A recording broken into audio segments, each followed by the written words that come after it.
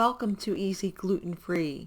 Today we're doing 5 spectacular sliders that are not only adorable, they're absolutely delicious. And when I'm done here, you'll see that these mini sandwiches can make the perfect appetizer, or lunch, or dinner, or even breakfast. And in my last episode, I showed you how to make the slider buns.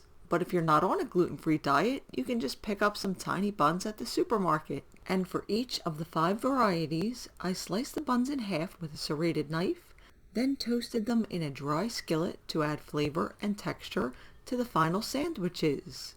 Now for the burgers, I used an 85% lean ground beef, then formed 2.5 ounce patties, threw them into a screaming hot cast iron skillet with some salt and pepper, and after 3 minutes on the first side, give them a flip, and look at that crust. That's the beauty of cast iron.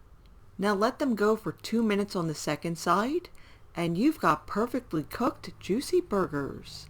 But prior to making the burgers, I fried a chopped onion until it was just starting to get golden brown, and a few slices of bacon that I cut into thirds so they'd fit onto my sliders. Then to build these guys, add a slice of lettuce to the bottom.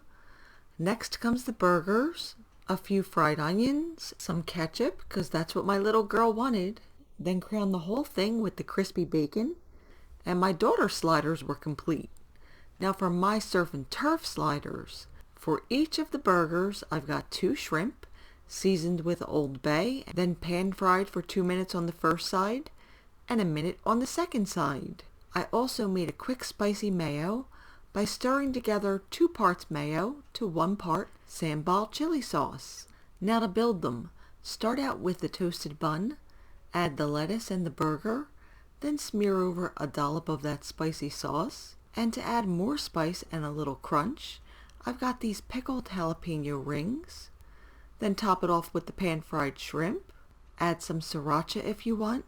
Then to hold it all together, I've got these blue cheese stuffed olives on a toothpick. And just look how well the buns stand up even against a whole stack of ingredients.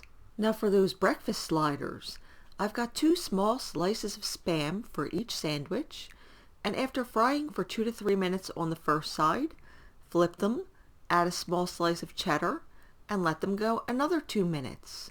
Then for 2 sandwiches, I'm using 1 egg with a tablespoon of cream added so that they'll be fluffy and creamy.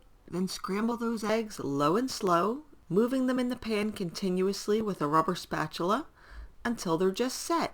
Now add a double-decker of that cheesy Spam to each toasted bun. Top each sandwich with half the eggs. Then you could add some ketchup or sriracha or diced cherry peppers if you want. And these are ready to eat. And you could definitely change up the ingredients with whatever your breakfast favorites happen to be. Now the next 2 sliders are a nod to my Italian-American heritage, and you can't go to an Italian festival without encountering the sausage and pepper sandwich.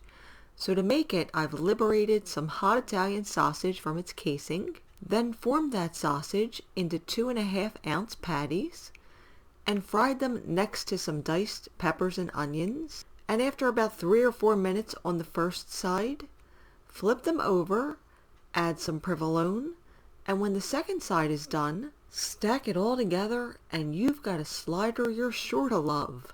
I mean, come on folks, this is a classic combination here. Now last but not least in the group, we've got the meatball slider. And to make 3, I've mixed together that list of ingredients to the left over there. And once it was well mixed, I formed 3 slightly flattened meatballs, since this shape works better in a sandwich. And after a 10-minute bake on each side in a 400-degree oven, I topped them with a little marinara, some provolone cheese, and plenty of fresh basil. Then to build them, you'll want to add a little sauce to the toasted bun before topping it off with that meatball. And even with these meatball sliders, which was definitely the wettest of all the varieties I did, the buns held up like a charm. You really gotta try some of these. And I hope the video inspired you to dream up some combinations of your own. And if you need a printed copy of the bun recipe, you could always visit my blog at the link below. And for brand new recipes every week, don't forget to subscribe. See you again soon.